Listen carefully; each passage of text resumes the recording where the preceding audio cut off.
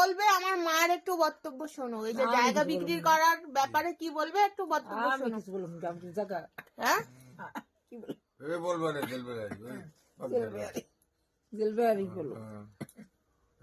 আমার মা কম দামে বিক্রি করতে চায় না, কিন্তু বাবা কম দামে বিক্রি করবে, ওই জন্য মা রাগারাগি করছে। বলো কম দামে দেবে 30,000 করে গিয়ে কম দামে। 30,000 টাকা শতক, একদম ফাইনাল ফাইনাল 30,000 টাকা করে শতক জায়গা বিক্রি করবে।